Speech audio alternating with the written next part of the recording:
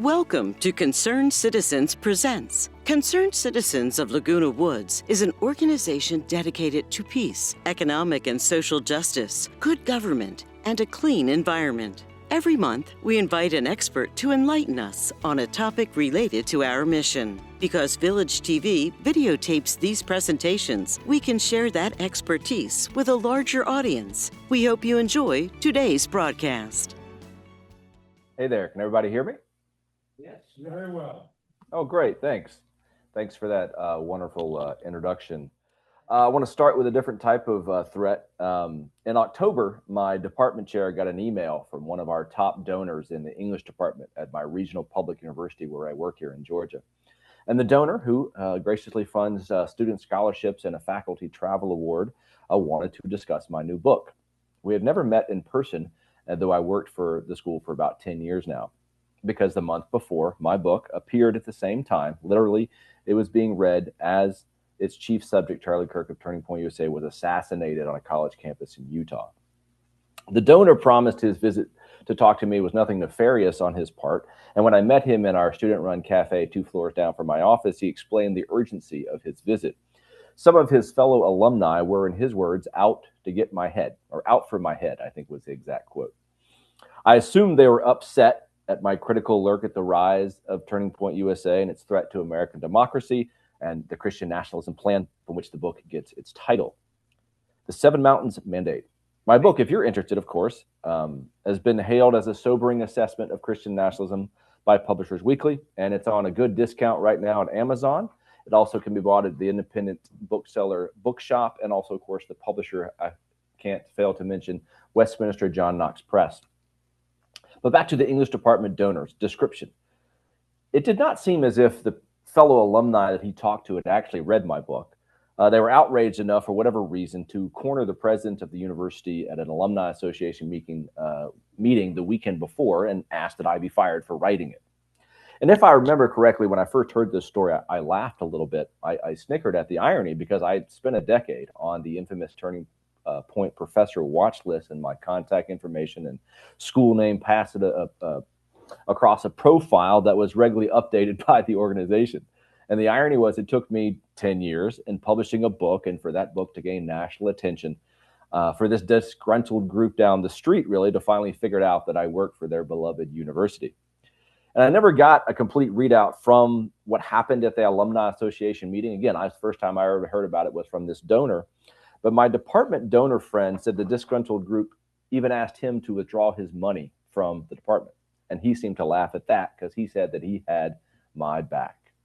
So why wasn't I forced to join the sad fraternity of academics and other people fired for Charlie Kirk-related social media posts?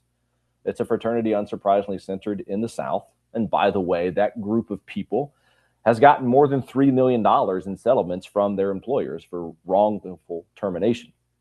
So maybe it was that my book was a niche religious publishing outfit, or that it was not inflammatory, disparaging a man upon his death. Though one reviewer, writing for a publication aligned with Charlie Kirk, said that my book read, after Charlie Kirk's death, of course, that I was dancing on his grave. That reviewer apparently didn't read the many interviews that I did where I said I cried when I heard about Charlie Kirk's death. So for whatever reason, I was spared. And therefore now I'm talking to you, the concerned citizens of Laguna Woods Village, interesting name there. And you asked me to speak about the rise of Christian nationalism and authoritarianism. So I'm a living nexus of the ties between that ideology and the attack upon academic freedom. I'm a scholar, an observer of it, but also, of course, a target of it. And so I understand it and I know it in a different way. I think because I have that experience, I can offer some answers or responses to it. So who am I? I'm a professor in the South who grew up in the South, who lives in a growing but still rural community in the South. I also teach at a public, predominantly white institution within the State University system of Georgia. It's a senior military school, if you didn't know that. I don't have much contact with that part of the school, though this year it was named by the Secretary of Defense as one of the replacements for Harvard and Johns Hopkins for the education of military officers. I'm also the president of a faculty advocacy group called the AAUP, if you're familiar with that organization. But to this group, deep in the heart of Orange County, I come with this message. The Seven Mountains Mandate is coming for California. I'm no expert in the history and politics of California, but in my limited education, it always seemed to me that California, to many outside its borders, was a larger stand-in for Hollywood, for the elites, for the liberals, and anything that came out of California, from policy to culture, had a way of influencing the rest of the nation, for good or for ill, depending on your point of view. And for those who think California's outside influence is a cancer, they tend to align themselves with Christian nationalism. And so over the years, they've tried to play defense, keep California from Californiaing, ing, their state. I've had several politicians in my state actually recite that line, "Don't California my Georgia." We even have shirts that say that. So that we love in Georgia relocating the movie industry from Hollywood to Georgia, Orange County being the notable exception to all the attacks upon California. Still, California is a target for Christian nationalism. In the last few years, really in the last year, the defense against California has moved to offense. The fear of California has moved into action against it. And that action has been done under the ideology of Christian nationalism. So that's a big term we've talked about. You might have seen that a lot. Christian nationalism advocates want to Christianize America and destroy democracy. That's the subtitle of my book. As I noted, their strategy is something called the Seven Mountains Mandate. So the mountains are symbols for 7 areas of our culture, from business to education to media. And to the followers of this mandate, the areas are run by demonic or godless or anti-Christian forces, and dare I say, California forces. And the mandate is to reclaim, to retake that ground for Jesus. These are the targets for Christian nationalism, the institutions in our culture. And as someone who identifies with the Christian faith, I want everyone else to know that Christian nationalism is a threat to religious liberty for everyone. But to understand the mandate's threat, to understand this move from defense to offense, I want to draw a distinction between the mandate and the relationship to culture with what might be called traditional evangelical Christianity, a Christianity I was raised in. Its relation to culture is in two, that our cultural institutions were or are demonic. But the traditional way of relating to those bad media examples from California was creating a separate Christian culture. Media, entertainment, private schools, education, you can see where I'm going there, and make the government small enough to fit in a bathtub where it can be drowned, to paraphrase Grover Norquist, a longtime conservative activist. But the Seven Mountains Mandate doesn't want a separate Christian culture. It doesn't want to blockade Georgia from the invasion of California. It wants all of America to be a Christian nation by cultural decree, and it wants a government big enough to enforce it. It wants Orange County to be the model for the nation, if you will. And this is where democracy comes in. The mandate, the Seven Mountains Mandate, is a minority movement on purpose. If democracy is about the individual or the masses, the Seven Mountains Mandate works at the institutional level. So it's not about persuasion, convincing the majority of people to be Christian or to adhere to the Christian faith. It's a majority. It's not a majoritarian movement. It's a minority movement. And so rather than being a minority movement under siege by the spreading cancer that is California, the mandate movement is coming for California. So how does a minority movement plan to take over and Christianize a state like California or a nation like America if they're in the minority and will be in the future? The Seven Mountains Mandate is about cultural power, putting individuals or a small group of people in charge over these cultural institutions. So some mountains involve elections, the mountain of government. But when I say the Seven Mountains Mandate is coming for California, elections may not be the first thing you think about. To take over the entire culture requires them not really to persuade people, but to have an authoritarian approach to culture. So when we think of authoritarian culture, we usually think of authoritarians. You might likely can name some. They might live in a big White House. But authoritarian cultures are also run by a small group, a minority, who use anti-democratic means to control, to silence, to instill fear in the majority, to make their culture our culture. That's the basis of the Seven Mountains Mandate. So not surprisingly, this mandate has roots in California, specifically Orange County. The two men who, legend has it, came up with the original list of these 7 areas that Christians had to retake have long ties to California. One in particular was Bill Bright, the founder of the campus ministry once known as Campus Crusade, now known as Cru. He began that ministry at UCLA in the 50s, and he moved the headquarters of Campus Crusade to Orange County in 1991. Bill Bright's vision of the 7 areas was shared by another youth missionary leader named Loren Cunningham, who was born in California. And they first discussed this list in 1975. So over the decades, some edits have been made to the list. Bright and Cunningham spoke of areas of influence. Others have called it gates and pillars and channels. Today, the movement supporters have stamped the seven mountains as the preferred metaphor. But the scope of the list has always remained the same. Bring the kingdom of God to America by conquering all of these areas. The story of the Seven Mountains Mandate is a story of those who inspired the list from 1975 on, but it's also a story of how the list came to be dominating American political life here in the 21st century. And if you haven't heard of it, now's a good time to understand. In the last few years, the dominance of the Seven Mountains Mandate has been very clear. The spiritual energy behind it pushed the list into the White House in 2016 with the election of Donald Trump. From there, the movement exploded beyond the fringes of charismatic Christianity into larger institutions and influence and, of course, financial backers. To a handful of experts, some of who'd followed the movement for years, it was no surprise that its supporters turned violent when the 2020 election didn't go the way they wanted, the way they say God wanted. That's where the movement had been headed for years. Since the 2021 insurrection at the Capitol, more Americans, though, seemingly want what the Seven Mountains Mandate movement wants. A June 2023 survey of 2,000 Americans estimated that 30%, quote, are open to the ideas associated with the Seven Mountains movement, such as specifically the United States is fundamentally Christian, and Christian values should be solely and explicitly endorsed by the government, the survey asked. Of course, the second Trump administration only reinforces that idea. Many of those Americans in the polls who are most supportive of this, of course, are evangelicals, mainly white evangelicals. A 2024 survey of Christians showed that strong majorities of evangelicals agree with statements that align with the Seven Mountains Mandate. About 55% of evangelicals specifically agree with the idea, the statement, that God wants Christians to stand atop the seven mountains of society. And while evangelicals generally make up about 25% of our U.S. population, the survey showed that a percentage of broader Christian Americans who believe in the Seven Mountains Mandate increased from 30% to 41% in 1 year. The surveyors noted, quote, what long ago seemed to be a marginal set of beliefs has become the dominant religious framework among American Christians. That's the big picture from 2024. Let me give you some 2026 data. According to a February 2026 study, 1/3 of Americans qualify as Christian nationalism adherents or sympathizers, compared with 2/3, of course, who reject it or are skeptics of it. White evangelical Protestants, Hispanic Protestants are most likely to hold Christian nationalism beliefs, with white evangelical Protestants and Hispanic Protestants the only major religious groups who hold a majority of Christian nationalism beliefs.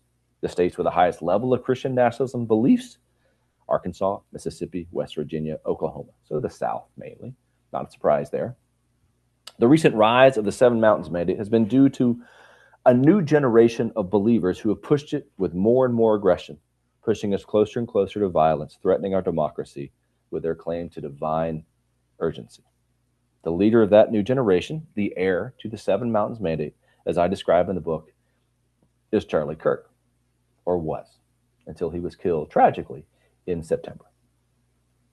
Charlie called his organization Turning Point USA a culture war machine. As my book lays out, there's an arm for each of the seven mountains of Turning Point. But now that Charlie is gone, his organization has doubled down on its efforts, expanding into high school and colleges, entering the political arm in local and state races, and of course, coming for those places that need the Seven Mountains Mandate. They recently made a large hiring of political operatives in New Hampshire and Nevada, and California is always on their mind. This spring, Andrew Colbert, who is the Turning Point USA spokesperson, wrote an op-ed in the New York Post for California. They call it the California Post. Colbert wrote that Charlie always loved California, and yes, California does vote Democratic today, but at its spiritual core, something remains that echoes its freer, more energetic, more conservative past. The DNA of liberty is still alive in many of the people in California, he wrote. As I said, the Seven Mountains Mandate is coming for California. One of the seven mountains that I think may be most important to this audience, it is to me, is education. There's a long-term strategy to defund public schools through vouchers, but now groups like Turning Point are going back into those schools that they've long avoided and making them patriotism academies. The decades-long attack on public education includes, as I mentioned, the Turning Point Professor Watch List. They have a school board watch list. It includes social media influencers who bring online mobs to teachers and classes and courses and books they don't like. And they inflame a surveillance culture on campus where students become agents of Turning Point or agents of more broader ideological foes. For example, a 2023 study found that 75% of college students feel free to report their professors if they say something objectionable. And it's not just a one-sided affair. Self-identified liberal students were more likely than conservative students to report their professors to the administration. So in the past year, we've seen colleges capitulating, anti-Semitism spreading. On campus, DEI has been killed, but AI is very alive. Georgia has a gutted tenure policy. North Carolina and Florida are following our lead in public syllabi. Texas has banned Plato. And more broadly, from a recent PEN America report, government censorship of free speech and academic freedom has reached unprecedented heights on U.S. campuses. More than half of U.S. college and university students now study in a state with at least one law or policy restricting what can be taught or how campuses can operate. The Trump administration has weaponized multiple levers of state power to coerce colleges and universities into compliance with its ideological dictates. Surveys of faculty show immense fear. I've run for the last few years what I call the Faculty in the South survey of 12 states from Virginia to Texas. This year, we're adding Oklahoma to be the 13th. This past year, the survey showed 55% of respondents, 4,000 professors across those states, would not recommend their state as a desirable place to work for colleagues outside of that state. 25% are planning to apply in another state. And that same amount, 25%, have applied for academic jobs in other states since 2023. Ask where they applied. Every state in the nation was listed at least 6 times, and California was mentioned a lot. More than 15% said they do not plan to stay in academia long term. This mirrors a survey done by the Chronicle of Higher Education that showed half of the respondents said that they considered leaving higher education for another type of job. The percentage of faculty respondents who cited political influence as a major stress in their jobs soared from 42% to 64% in 1 year. Political influence was by far the biggest source of anxiety across the board. A whopping 80% of faculty said the actions of the federal government had a somewhat or significantly negative effect on their ability to carry out their day-to-day jobs. Turning Point brings pressure from the culture war machine that it operates. And it has allies in the government. Turning Point runs candidates for local school boards and state superintendents and state lawmakers and, of course, governor. Straight out of the Project 2025, the plan to slash and kneecap or otherwise kill parts of the federal government is a new state-run accreditation group. Our public university system here in Georgia and others in the South have started this. The new group is called the Commission for Public Higher Education. It's gotten $4 million from the state of Florida and another $1 million from the Trump Department of Education, and has been put on the fast track for federal approval. The key difference, and education can be a little bit wonky, into the weeds, but the key difference in this new group and any other accreditation group is what's called the standard of intellectual diversity to judge both student activities and also faculty scholarship. It sounds benign, intellectual diversity, as the chancellor of the University System of Georgia recently said in response to me, who's afraid of intellectual diversity? I'm not so much afraid of it as it is a Trojan horse being used to push a certain ideological agenda. And that's why I think it's an existential threat to academic freedom. A state-run accreditation group would not stand in the way of conservative lawmakers who want to micromanage campus. Education is supposed to be independent. Accreditation of education is also supposed to be independent. That's the carrot, and the stick being federal money. If you're not accredited, you lose federal money. The Georgia legislature has already banned divisive concepts, kind of a vague, undefined term, in K through 12. And there's a bill in the Georgia legislators that wants to do the same thing to higher education. It would eliminate any effort to, quote, promote, support, or maintain any higher education program that advocates for diversity, equity, and inclusion. But notice the word curriculum is not in that quotation that I give you. It's a nicer version of what just happened in Texas. And if you haven't been following that story, Texas has banned all, quote, unnecessarily controversial topics in class. The organization that I lead here in Georgia, the AAUP, is suing in Texas to stop that. But how long before other states follow Texas? And let's not forget our neighbors to the south. Florida has remade higher education in that state through different means. But specifically, the most interesting to me is the infamous trashing of the presidential nominee of the University of Florida a couple months ago. I'm being alumni from there. I do follow that closely. Generally, if you haven't noticed, higher education enrollment is up across the nation and in my state, but there's strong evidence that all of our cultural institutions are under attack. And I don't just say this from a person who happens to work in one. The Seven Mountains Mandate is coming for them all. These actions are not merely an antidote to a liberal California. They're not really a bulwark against the spreading cancer of California. It is what's spreading. The Seven Mountains Mandate is the cancer. So if it isn't already clear, the threat that I see here is not attacks from individual people or individual lawmakers. The threat is institutional. The Seven Mountains Mandate is an institutional power grab. So if indeed the attack is institutional, well, what can you and I do individually to stop it? Believe me, I've tried. I've taught English major courses on disinformation. I've taught a course on our state's divisive concepts law. This fall, I've jumped into the breach and centered my first year writing course, my freshman English course, on the obvious question of should this class exist in our AI era? But we also must think beyond individually to fight the institutional power grab.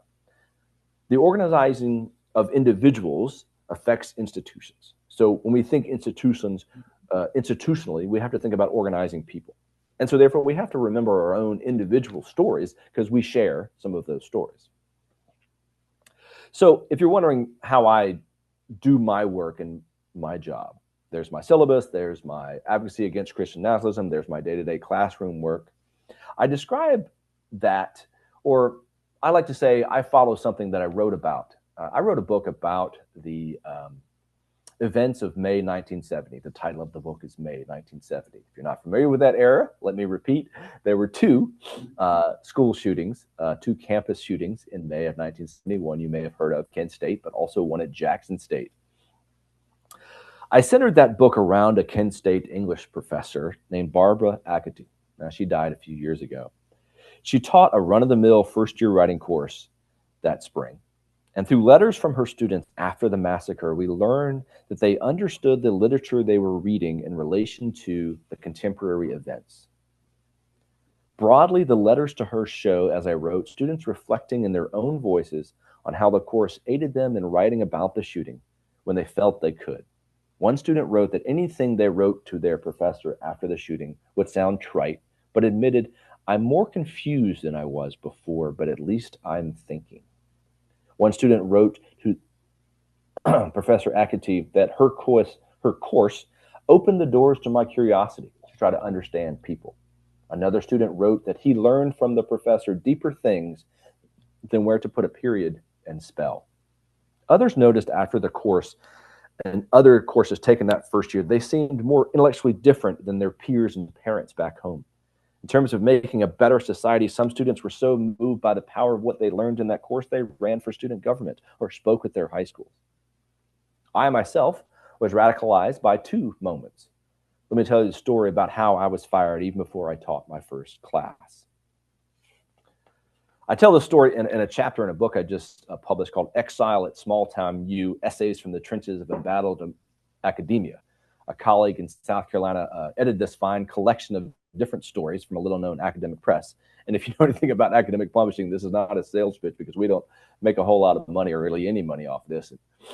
Anyway, my school offered me a salary when we were negotiating after the interview, but then months later lowered that salary with no explanation. I emailed a bunch of my then future coworkers trying to figure out what had happened. And the dean who told me about the lesser salary then pulled my offer because he was upset that I emailed those other people. Over a long weekend, I built up enough humility to email him back and ask him to reconsider, and he did with no explanation. After 10 years now later, he was finally reassigned and retired with a golden parachute salary. His replacement apologized when I told her that story. I suppose being fired before you even start might make one person want to, stick your head in the sand. I didn't do that. The spring of that first year, I noticed Georgia was getting closer to passing a guns on campus law. I fired off an editorial to the Atlanta newspaper and thought no one would care. I'm here today because two organizations did care about that. One is the organization I mentioned before, the AAUP. It's the American Association of University Professors. And after I wrote that op-ed, I got a note from a person I'd never met who was at the time the president of that organization and said that he had read my article and thought I'd be a good match for the organization. And so I've joined. I participated in investigations at schools. I've run the regional faculty survey for years now and ran for national office. I'm also the book review editor if you know any good books to review. The second organization did not take us kindly to my words. That organization is the one you've heard about, Turning Point USA.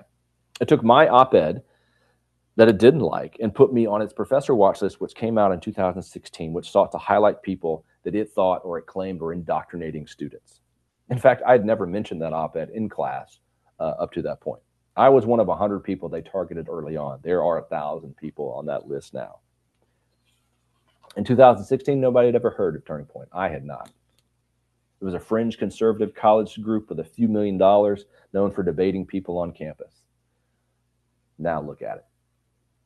It's a $150 million organization that has gone well beyond college. It's a political kingmaker. It reaches millions with conferences and social media content. And at some point, Charlie Kirk's radio show was one of the largest in the nation before he was assassinated. I write about Turning Point on Substack if you're on that, if you want to read more about it. And this week's post was about last week's lengthy pretrial hearing in the man accused of shooting Charlie Kirk, Tyler Robertson. I've been writing about Charlie Kirk and Turning Point for a decade now. And because of that, I can say this. I do not believe that once President Trump leaves the political scene that we will get some sort of national repentance or some Truth and Reconciliation Committee. The January 6th commission was outstanding, but alas, the nation reelected President Trump. Another reason I think that is groups like Turning Point. They aim to be the landing spot for MAGA in the post-Trump era, and they simply will not abandon the culture war. Many have asked me, what is the future of Turning Point without Charlie Kirk? It's built to last because it has an arm in each of the 7 mountains. That is, if one doesn't go well or they lose an election, they have all these other areas to push their message. I also get asked, how do those who oppose Turning Point match the behemoth it's become? The only way out is through. I'll get to that in a minute. If the organized move against us is a minority movement against institutions, the only answer is a majority movement for institutions. The U can't be a set of individuals. It has to be a broad, democratic, small d, majoritarian movement. Maybe you know that. Maybe that's why you're listening to me now. Let me add that this movement can't be merely limited to an anti-movement, anti-Trump movement. It has to embrace the public and not merely selected segments of it. In the mountain of education, if we as a nation want robust research and deep learning, successful graduates, we have to not merely spare its faculty from culture wars. We have to recreate a culture where education is not merely a business and not merely a political agenda. One way to do that, of course, is robust public funding for classrooms, to labs, to libraries, backed by codified freedoms for faculty. To create that culture and sustain that funding, we have to create and sustain allies beyond campuses. Maybe I'm using the word we here because I'm really talking about myself. But if you haven't noticed, maybe you did, public opinion of higher education has tanked in the last decade. 7 in 10 Americans say that higher education in the United States is generally going in the wrong direction. That's up from 56% who said that in 2020, according to a Pew survey. Maybe you were in that 70%. Specifically, 45% say college universities are doing a fair or poor job exposing students to a wide range of opinions and viewpoints. And a similar share say this about colleges and universities providing students with opportunities to express their opinions and viewpoints. They're not doing a good job. Beyond education, how do we meet and defeat an expansive long-term plan to retake the culture? Well, we have to remember democracy. Turning Point and its allies say they want a shared sense of God as the ground for this Christian culture, but what they really want is a very specifically culturally defined divinity that endorses all their very specific ways of living. That is a threat to democracy, the threat to multi-religious democracy, pluralistic democracy. So where do we as people who believe in democracy go from here? We have to find common ground beyond the narrow sense of the divine. Civic institutions have to matter. On the individual level, as a professor of rhetoric, I can say with full authority, there are people who will live and breathe the Seven Mountains, who live and breathe MAGA, who live and breathe Charlie Kirk, who you'll never, ever win over to a different type of politics. But there are people you can reach. My friend Michael, well into his 60s, is one of those. He's retired now as a public school teacher, and as a person who was raised in fundamentalist Christianity, he didn't evangelize students, but what he did, he saw his teaching classroom, his lectern, as a pulpit. He saw his classroom as a congregation. This kind of teacher-centered style served him well until the end of his career, when someone said that what he was doing was being a sage on a stage. We might call it pontificating or sermonizing. He took offense at that and walked himself down to the College of Education to prove them all wrong by getting another degree. But what he learned there in the last few years of working on his dissertation, which Lord willing will be done in December, is that indeed his teaching style had come directly from his fundamentalist Bible college education in his early days as a youth minister. Unpacking that has been his academic journey.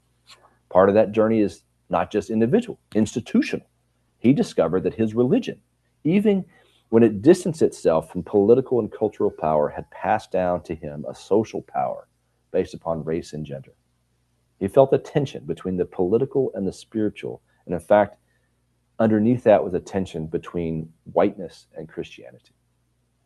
So for this teacher, formed in a religion where men can only be pastors, he began to see how it wasn't merely his individual faith that shaped him, but community and scripture and a superiority of white culture. None of this was ever questioned until his job was. And I tell you this story, not to just tell you the story about Michael, but it was not a confrontation or a protest or a social media post that began his journey to change. All those things are important, no doubt, especially large-scale protests in a democracy. But in the context of winning individual people over, it's often the individual work that is successful, but it may take years and may not in the end happen. In fact, just a few days ago, he said it was me that helped change him. And so that brings me back to my journey. I too was reared in a type of Christianity like Michael. I could have been Charlie Kirk. We're not that different, Charlie and I. So as introducing myself on Subtext, where I follow Turning Point, I initially wrote this: I could have been the conservative young leader that Charlie was. And coming from his chief critic, who's spoken and written extensively on him, that claim may seem more than strange at the end of this speech. But I tell you this to frame how we might respond to people who follow Charlie Kirk and MAGA and all those other people. And if you are one of those people, this is who I'm talking to. In the 1990s, I took to a similar type of Christianity as a teen that Charlie Kirk did. He grew up, if you will, as a teen in the 2010s. Charlie wanted to go to college, but didn't. I took my faith to a large public university, sprawling in its acres and ideologies. Many of my classmates were not religious or conservative. I talked to my fellow dorm mates about Jesus and made the Sunday morning drive to church. I even wrote a history of that church for a course assignment. And my senior year, so I was telling the story about how I could have been Charlie Kirk.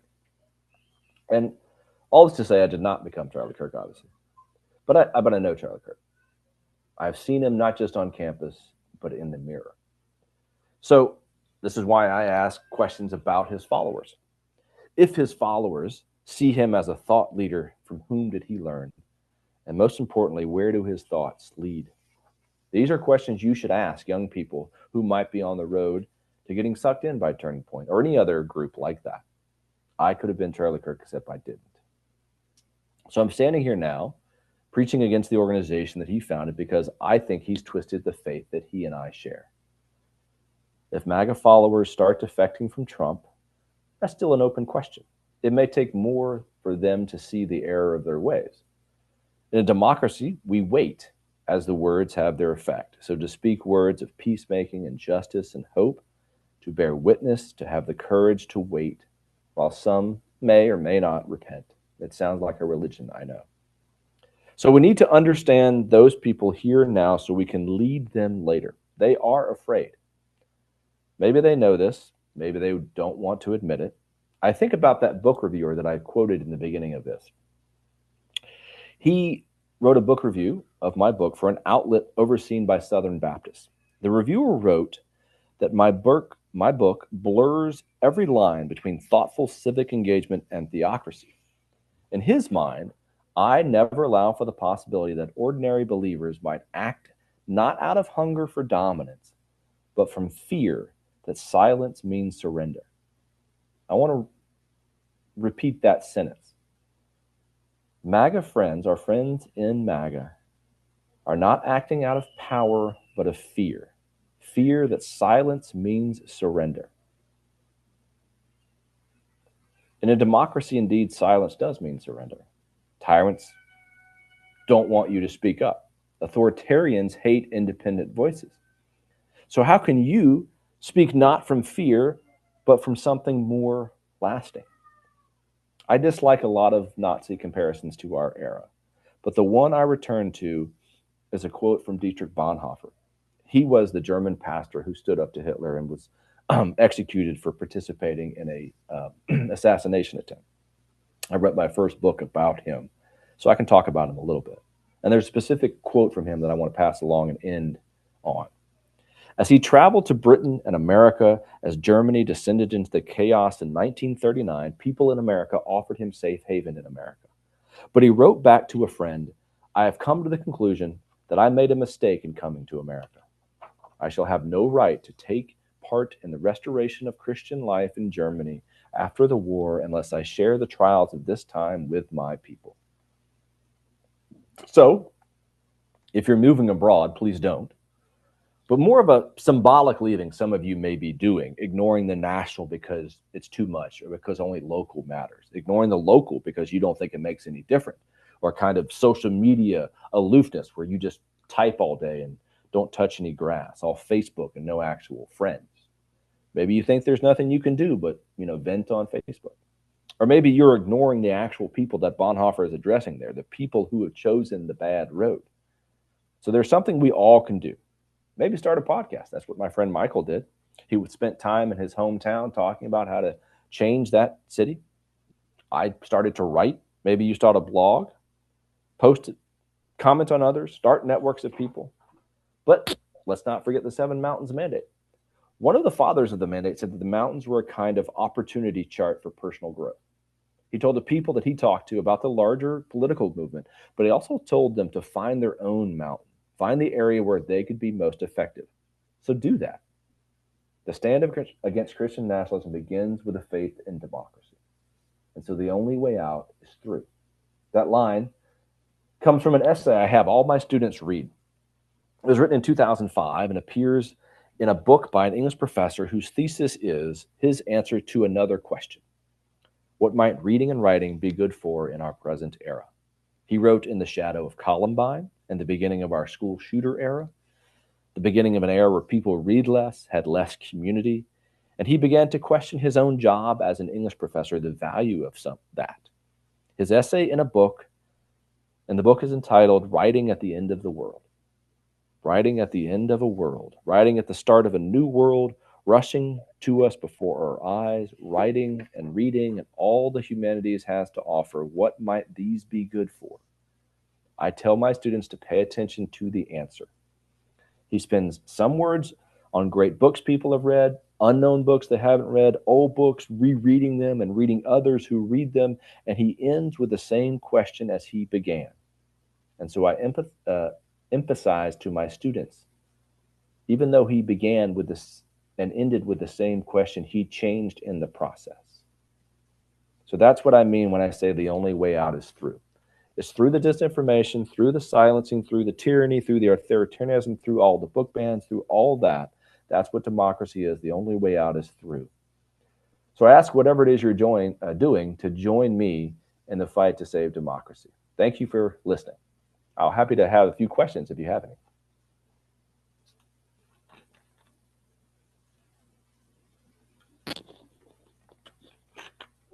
Okay, so Pens here, get your pen. our leader, our great leader, Jonathan, is going to collect 2 questions. There are cards around the room. Maybe Dr. Boedy will wait a little bit while we collect them. I actually have one here that I wrote. Would you like to read it? Sure. Okay, that. Angry conservative Catholics hold power in government. What is the relationship between Protestant Christian nationalists and the influential conservative Catholics holding power in our government? So you're referring to J.D. Vance, who is a prominent Catholic. There is a strain of Catholicism that is Christian nationalist, and Vance is a representative of that. Charlie Kirk was the one that introduced Donald Trump to J.D. Vance. And so the Protestant Christianity that Charlie Kirk and the Catholic religion that J.D. Vance shares this nationalistic attitude or ideology. That is, you can see the differences, if you haven't noticed, between J.D. Vance's version of Catholicism and the Pope's version of Catholicism. And really what they're after is this culture. They might not call it Christian or certainly evangelical Christian, but they're after this type of culture where powerful people set the agenda or set the rules, and powerful meaning rich in some cases, and then let the other people work it out. So if I can say there's one difference between the ideas of J.D. Vance and Charlie Kirk is I think that Charlie Kirk works from a more grassroots up the chain, and J.D. Vance and his friend Peter Thiel work down the chain. Charlie Kirk often decried violence, but much of his language was very close to violent rhetoric. Do you feel his opposition to violence was genuine? I mean, that's a very astute question, and I would frame it that way, that he literally did decry violence, but a lot of what he said towed the line up to violence. One in particular incident that I write about in the book was he went to a speaking engagement in Idaho, I think in 2023. And so he did his little thing, and then he had a Q&A, and the person that came up to the microphone asked him specifically, when do we get to use the guns?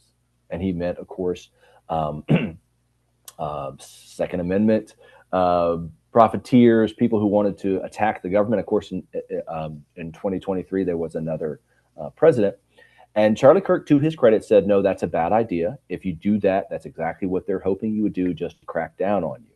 But at the same time, there's a reason he got that question. Because, as he said, he's used metaphors, specifically 1776 as a metaphor to talk about what people should do. And doesn't necessarily and doesn't directly say we should physically attack the government, but talks about why we should collect guns. And I think that kind of binary of no violence, but using metaphors of violence often made people very angry at him and saw a lot of his words as hate-filled, even though he would never describe himself as that. And I use that word on purpose because what we know of right now of the shooter on trial for killing him is that he saw Charlie Kirk as a hateful individual, and of course went and got a gun and shot him. And I mention that because as much as Charlie Kirk decried violence, he also led in a culture that promoted violence. And I think that those two things often should be said together. Outside of AAUP, what is strongest anti-turning point group? There isn't one,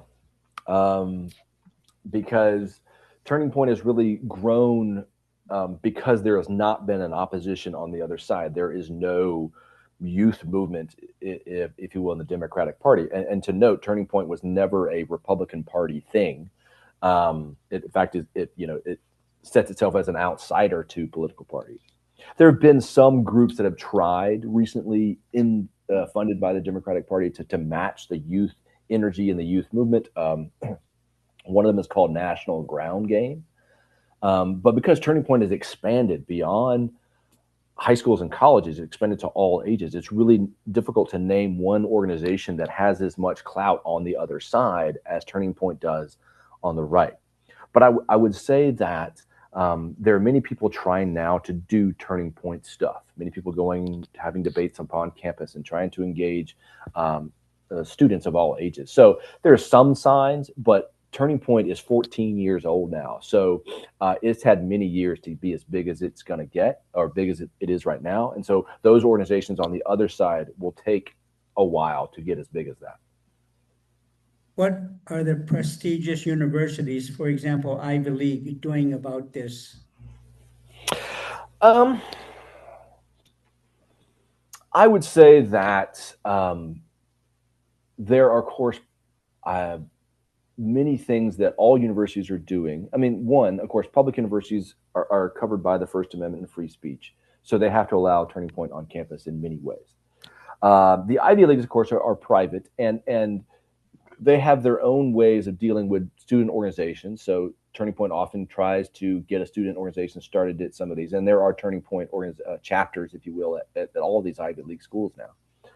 But I would say that specifically for the elite universities, they're really more concerned now with the Trump administration than they are about Turning Point. So Turning Point does a lot of its work at public universities, but also it specifically targets Christian universities. And I mention that because they've done tours of different schools, and they recently went to Baylor University in Texas. And Baylor is nominally a Baptist university, but it's not as conservative as other places. And I mention that because when Turning Point came to campus, Baylor University faculty and professors held a counter event on campus. So as Turning Point was having its 900 to 1,000 students on its side, they had another event on the other side of campus. And I say that that's what all universities could do if they wanted to do that, faculty and students at that. In terms of the elite universities, I think that what they're really doing is trying to convince their conservative students that you could get a good education here. I mean, all of the people that attack elite universities, especially politicians, Ted Cruz being the one that first comes to mind, have degrees from those places. So they're really interested in keeping that pipeline going. How can evangelicals support the administration that does not display or even support Christian views? Well, I guess it's your definition of Christianity.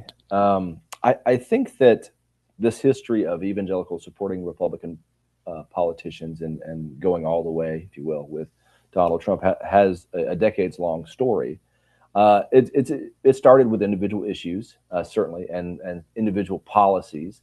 But I think now, it is not about individual policies or issues. It is about this cultural idea. That is, if you think about over the years, the different presidents that have taken or tried to persuade evangelicals to vote for them, it is about particular issues: abortion, Supreme Court justices, other things. But what Trump did was take that small things and make it big, or make those small individual choices and make it about a culture.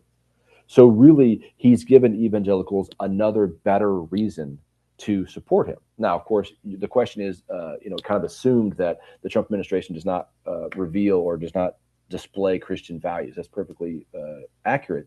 But at the same time, it's defining Christianity as a cultural force. If you're someone who is an evangelical Christian who thinks Christians are persecuted in America, who thinks there is a way your government should defend your values, you're going to run to that because of the ways in which he says it. And I really think it's a personality thing, but at the same time, he's made it larger than that. Now it's become a movement. And I think that, why does evangelicals support that? 85% of evangelicals, specifically white evangelicals, voted for Trump all three times. And I think that, one, they're obviously not going to vote to any Democratic politicians. There are some evangelicals who have said, I'm never going to do this again. I'm never going to vote for this person or this type of person. But I really think that there's no other opposition to that. There's no other way they could go. So they'd either vote for him or not vote at all. If that answers your question. What are Christian churches doing to respond to Turning Point? Well, sadly, there are 12,000 churches in America that are partnering with Turning Point. One here in my hometown. I went to the Turning Point event at the Free Chapel here a couple months ago. I don't think that churches are so much responding to Turning Point as responding to the larger movement of churches becoming politicized. Even with the 12,000 church partners with Turning Point, they don't often portray themselves as directly political, but that's what Turning Point wants from them. So if the question is, what are churches doing to oppose Turning Point? I think what those churches are doing is trying not to be directly political, and to talk about actions that Christians do that are in the Bible, but not necessarily a political policy, helping the widows and the orphans, helping the immigrants. Those are all things that could be made political, but that's also in the Bible. Yeah. Are any alumni organizations working to preserve academic freedom, DEI, etc.? There's been several academic organizations, the American Association of History Professors, there's a science organization. They've all come under attack in many different ways, and they are speaking out. Especially alumni associations, I don't think that is the case. The alumni associations of many universities do not want to be involved in politics at all because they know that their alumni are scattered across the political spectrum. And DEI has become under attack in many southern states from southern state lawmakers who are alumni of those universities. So university presidents do not want anywhere near that. But I will say that the academic organizations that are speaking up are doing that for the first time. They have not done that in quite a while. And I think that sometimes it's gone badly, sometimes it's more successful. But I will say that they are organizing themselves better. I got maybe time for two more. Okay, Christian nationalism is a theocracy. The Islamic Republic of Iran is a theocracy. Is there any way to use this analogy to make MAGA aware of what they are actually proposing? No, because they think that their theocracy is the right one. So merely pointing out that both are theocracies doesn't get to their point that Islamic is the wrong religion. Back to, I think, about Christian nationalism, there are very few people that will identify themselves as that. Christian nationalism is sort of a made-up term that academics use. So merely pointing out that Islam is also a theocracy just gets them also to say that Islam is bad in their eyes. I think the one argument that people could make about Christian nationalism and being a theocracy is that we are not a theocracy in America. That's where I would start. And the final one is more of a statement. I wish you had had more time covered a thorough explanation of the 7 mountains. Well, I could do that more. The book is available as well. It's an audio format. There's a study guide, a reading guide available through the publishers of Westminster John Knox Press. There's also a series of videos that I made that are on the publisher's website that give sort of a summary of each chapter and then questions to think about at the end. So there are many ways in which to engage the content of the book. And generally, as I said, each chapter is aligned around one of the mountains and one of the arms of Turning Point. Well, thank you very much. And we apologize for all the technical problems and we appreciate your patience. Have a great day.